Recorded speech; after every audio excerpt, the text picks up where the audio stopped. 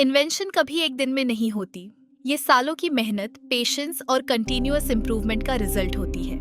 सुनील महामुनि, साल 1998 जब उन्होंने मेटल मैन ऑटो ज्वाइन किया और आज वो एनपीडी हेड के रूप में कंपनी के फ्यूचर को शेप दे रहे हैं। इतने सालों में उन्होंने सिर्फ प्रोसेसेस फॉलो नहीं किए, बल्कि नए प्रोसेसेस और प्रोडक्ट्स को डेवलप किया।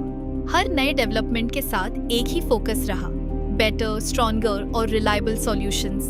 उनकी एक खास बात, कभी रुकना नहीं, कभी फेल होने से डरना नहीं। हार्डवर्क उनकी स्ट्रेंथ है और टीम को साथ लेकर चलना उनकी लीडरशिप की पहचान। सुनील महामुनि की जर्नी ये बताती है, इनोवेशन सिर्फ आइडिया नहीं, एग्जीक्यूशन से बनती है। मेरा नाम सुनील महामुनि है। लास्ट 27 ईयर से मैं मेटल मैन ऑटो में काम करता हूँ और मैं अभी न्यू प्रोडक्ट डेवलपमेंट डिपार्टमेंट संभाल रहा हूँ। एक्चुअली मेरा 10वीं 1991 में हुआ। उसके बाद मैंने ITI किया फिटर ट्रेड 1993 तक। उसके बाद मैंने एक्चुअली गवर्नमेंट मिल्क स्कीम में मैंने NCTVT किया। उसके बाद मैं सोच रहा था कि मैं औरंगाबाद जाऊँ।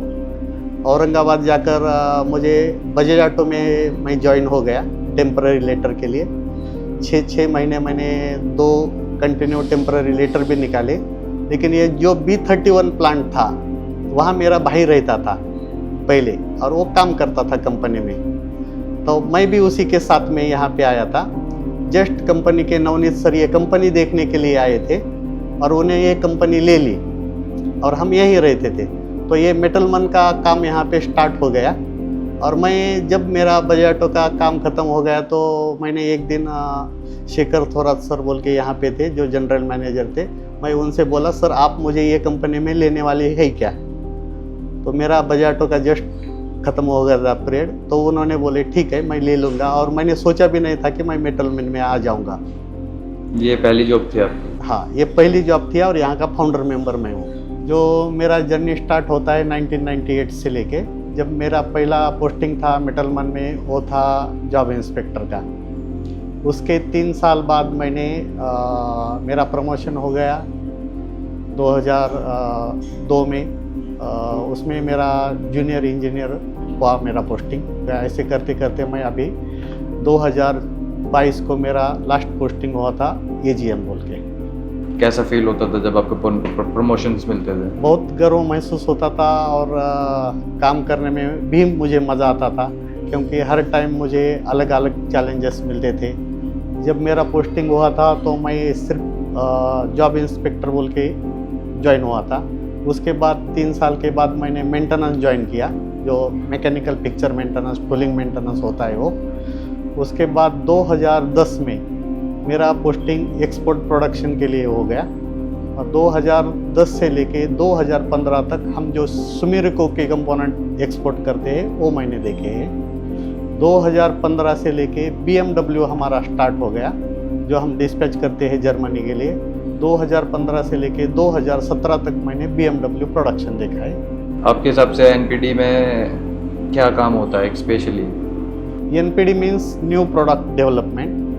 जो कस्टमर हमें ड्राइंग देता है वो कस्टमर के ड्राइंग से हिसाब से हम स्टडी करके उसको प्रोडक्ट बना कर देते हैं। ये एक छोटे से सेंटेंस में बताना है तो, लेकिन उसका स्टडी बहुत रहता है। जब हमें ड्राइंग मिलता है उसको RFQ बोलते हैं। RFQ आने के बाद हम उसकी फिजिबिलिटी करते हैं। फिजिबिलिटी के बाद हम TE शीट जनरेट करते हैं। TE शीट जनरेट करते वक्त हम उसको प्रोसेस देखते हैं, ये बन पाएगा, कैसे बन पाएगा, उसके क्या करना चाहिए। उसके बाद हम प्रोसेस स्टडी करने के बाद बाकी परचेस ऑर्डर वगैरह निकाल के टूलिंग मैन्युफैक्चरिंग करके प्रोटो सैंपल बनाते हैं और जैसा कस्टमर रिक्वायरमेंट है वैसा प्रोटो सैंपल या फंक्शन बिल्ड, जो BMW में फंक्शन बिल्ड बोलते हैं, उसी हिसाब से उनको देते हैं, या जैसा Piaggio में T0 सैंपल बोलते हैं उसी हिसाब से उनको हम सैंपल सबमिट करते हैं। जैसे NPD डिपार्टमेंट में काम करते हुए कौन से चैलेंजेस आते हैं आपको? हर ड्राइंग अलग रहता है। कोई प्रेस रहता है, कोई प्लास्टिक रहता है, कोई रबर रहता है, कोई एल्यूमिनियम का रहता है। तो हमें सब प्रोडक्ट पे डीप स्टडी करना पड़ता है। जैसे हमने लास्ट ईयर में aluminium welding first time metal मन में किया और हम उसमें सक्सेस भी हुए। जैसे अभी नेक्स्ट प्रोजेक्ट हमें आने वाला है SS वेल्डिंग का, वो भी हम स्टडी कर रहे हैं अभी उसके ऊपर। जब ये अवार्ड हो जाएगा तो उसके ऊपर भी हम काम परफेक्ट करेंगे। अभी तक कोई न्यू प्रोडक्ट डेवलपमेंट फेल हुआ आपकी साइड से? अभी तक 2 साल में मैंने 16 कंपोनेंट देखे हैं और 16 के 16 100% सक्सेसफुल कंप्लीटेड हुए हैं। प्रोडक्ट डेवलपमेंट में कोई अवार्ड्स या कुछ इंटरनली कुछ होता हो? इंटरनली अप्रिसिएशन होता है, अभी तक ऐसा कुछ ये नहीं हुआ है कि उसको अवार्ड देने के लिए कुछ कंपनी ने। हाँ, तो ये पेटेंट्स होते हैं सर हम जो डेवलप करते हैं? हाँ, कुछ पेटेंट्स हम करते भी है। जैसे हमने लास्ट ईयर में एक स्कैनिंग प्रोजेक्ट का पेटेंट के लिए अप्लाई किया है। स्कैनिंग क्या काम है उसका? उसमें 2 पार्ट थे हमारे, हेडलाइट बोल के LH और RH। उसमें DMC स्टिकर थे। DMC स्टिकर पार्ट, दोनों पार्ट दिखने में सेम रहते थे और DMC स्टिकर में सिर्फ QR कोड रहता है, तो पहचान नहीं पाते थे कि ये पार्ट का है कि ये पार्ट का है। तो हमने एक पिक्चर डेवलप किया है उसको और स्कैनिंग सिस्टम डेवलप किया है। जो पिक्चर में हम पार्ट लगाते हैं उसी का प्रिंटर से DMC स्कैनिंग QR कोड आता है और वही कोड वो पार्ट को लगता है। तो ये कस्टमर का कंप्लेंट भी हमने 0 किया है, एलिमिनेट ही किया है। आपके करियर का कोई ऐसा पॉइंट या ऐसा दौर कि आपको काफ़ी मुसीबत लगी हो पर आज आप ये सोचते हो कि भाई मैं पीछे मुड़ के देखता हूँ तो वो टर्निंग पॉइंट था आपके लिए? कोई ऐसा स्ट्रगल फेस? जब व्हील रिम आया हमारे पास बजाज ऑटो का, तो वो व्हील रिम में काफ़ी हमने स्ट्रगल किया क्योंकि उसी के बारे में कुछ भी पता नहीं था। हमें पूरा 0 से लेके देखना था, तो उसमें काफ़ी हमें स्ट्रगल करना पड़ा। मुसीबत उसमें जो डायमेंशन थे वो अचीव ही नहीं हो पा रहे थे हमें, क्योंकि वहाँ पे एक ऐसा हमने प्रोडक्शन के लिए आदमी भी लेके आए थे, लेकिन उनको भी काफ़ी स्ट्रगल करना पड़ा, जिसको 36 साल का एक्सपीरियंस था, लेकिन वो हमने कर दिखाया वो सक्सेस। अच्छा, कोई ऐसा मोमेंट जो आपको याद हो कि कभी आप भूल नहीं सकते इसको, कोई ऐसी अचीवमेंट? जब मैंने करियर की शुरुआत की थी तो मैं जॉब इंस्पेक्टर बन के पोस्टिंग हुई थी। मैंने कभी ऐसा नहीं सोचा था कि मैं NPD का हेड बन जाऊंगा या मैं एक्सपोर्ट के पार्ट बनाऊंगा या एक्सपोर्ट के कंपोनेंट में डेवलप करूंगा, ये तो बिल्कुल सोचा ही था। लेकिन जो कंपनी की गाइडलाइंस थे, जो सपोर्ट थे, उसकी वजह से मैं ये कर पाया।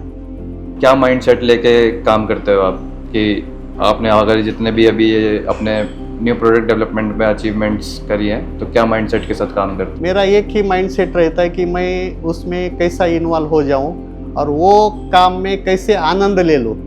मैं ये नहीं देखता हूं कि कोई मुझे बोलेगा कि तुम क्या कर रहा है, कैसे कर रहा है। मैं मेरा अपना दिमाग लगाता हूं या मैं कोशिश करता हूं कि ये कंपोनेंट कैसे सक्सेस हो। अपनी टीम को कैसे गाइड करते हो इसी चीज़ में? मैं मेरे टीम को बहुत बार बोलता हूं कि अपने काम में व्यस्त रहो, कोशिश करो उसमें इन्वॉल्व होने की और पूरे डिप में जाने की कोशिश करो। तो डायरेक्टली और इनडायरेक्टली आप कैसे हेल्प करते हो उन्हें कि उनको अगर कहीं दिक्कत होती है तो आप बताते हो, लेकिन कई बार ऐसा होता है ना कि अपना दिमाग लगाने के लिए उन्हें छोड़ देते हो, वो कैसे करते हो आप कि मोटिवेटेड रहें वो अपने काम करते हो? मैं पहले कोशिश करता हूँ कि उनको डायरेक्टली काम दे दे या उनको बताए, देखता हूँ वो कौन से तरीके से करते हैं। अगर वो उनका तरीका गलत है तो उनको वो काम कैसे सही तरीके से काम करने की वो कोशिश करता हूँ समझाने की। अच्छा, मैनेजमेंट क्या सपोर्ट करती है इस चीज़ में आपको? डिसीजन मेकिंग पे कोई ऐसा मतलब आपके ऊपर छोड़ रखा है कि आपको कोई पूछने की ज़रूरत नहीं है या फिर आपको करना पड़ता है? मैनेजमेंट का फुल फ्रीडम है हमें डिसीजन लेने के लिए। हम जो कुछ भी सोचते हैं उनके सामने बोलते हैं और उनके तरफ से वो एक्टिविटी कैसा करना चाहिए उसके बारे में हम डिस्कस करते हैं। सबसे बढ़िया प्रोजेक्ट आपका कौन सा था लाइफ का, जिसमें टाइम लगा, ज़्यादा दिमाग लगा? कौन सा प्रोजेक्ट है? वो व्हील रिम था। सबसे ज़्यादा मैंने स्ट्रगल किया है और वहाँ पे अचीव भी किया है और प्रोडक्शन भी अचीव किया है, वो है व्हील रिम। डेडिकेटेड मिल हो गई है, 2 रिम हम बनाते हैं, एक फ्रंट बनाते हैं और दूसरा रियर बनाते हैं। तो एक मिल पे पर मिनट हम 3 रिम के हिसाब से भी हम बना सकते हैं रिम। कोई ऐसी चीज़ की कस्टमर को हिट हो कि भाई ये बहुत अच्छा कर रहे हैं, कुछ एडवांस? हम अभी लेज़र टेक्नोलॉजी पे काम कर रहे हैं, लेज़र वेल्डिंग टेक्नोलॉजी पे काम कर रहे हैं। तो हम उसी में भी सक्सेस लाएंगे। अभी जस्ट अभी ट्रायल स्टार्ट हुआ है हमारा। इतने सालों का एक्सपीरियंस के साथ आपने खुद को कैसे अपडेट रखा कि हर साल कुछ नए अपडेट्स आते थे, वो आप कैसे अपडेटेड रहते थे टाइम के साथ? मेरा स्वभाव ही है चैलेंज स्वीकारना। डे टू डे मैं वही कोशिश करता हूँ कि डेली नया कुछ कर सके हम। आपके हिसाब से एक स्ट्रॉन्ग टीम और एक अच्छे लीडर की पहचान क्या होती है? मुझे लगता है एक अच्छी टीम या स्ट्रांग टीम के लिए डेली डिस्कशन ज़रूरी है, टीम वर्क ज़रूरी है, इन्वॉल्व होना ज़रूरी है प्रोडक्ट में। जो भी प्रोसेस है अपना जो काम है उसमें इन्वॉल्व होकर आनंद लेना ज़रूरी है काम में, तभी वो टीम स्ट्रांग हो सकती है। और अच्छे लीडर के लिए क्या पहचान होगी? अच्छे लीडर के लिए न्यू इनोवेशन करना बहुत ज़रूरी है, न्यू टेक्नोलॉजी अडॉप्ट करना बहुत ज़रूरी है, तभी तो लीडर आगे बढ़ सकता है। टीम को कुछ सिखाते हैं, कुछ ऐसा कुछ कि जो चीज़ मैं सीखता हूँ टीम को ज़रूर उस चीज़ में इन्वॉल्व करता हूँ? वो तो ज़रूर करता हूँ, मैं हर बात अपने टीम के साथ शेयर करता हूँ। कभी ऐसा नहीं करता हूँ कि मेरे पास ही मुझे पता है और उनको नहीं पता है। मैं तो उतना ज़्यादा कोशिश करता हूँ कि उनको पहला पता चले। यंगर एडवाइस देना चाहो नए यूथ को कि जो भी नए इंजीनियर्स हैं, ठीक है, जो IoT हो गया, इंजीनियर्स काफ़ी सारी फील्ड्स में इंटरेस्ट रखते हैं, तो आप उनको क्या एडवाइस देना चाहोगे?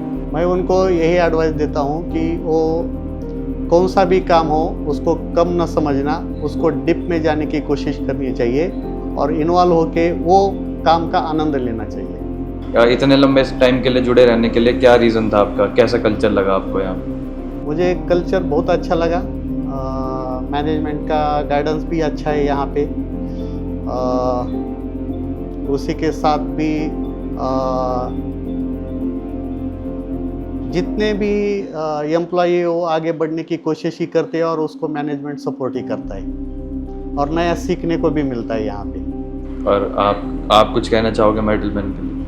मैं थैंकफुल हूँ मेटलमैन के लिए जो मुझे अच्छा सपोर्ट और गाइडेंस दे दिया और मैं आज NPD का हेड भी बना हूँ।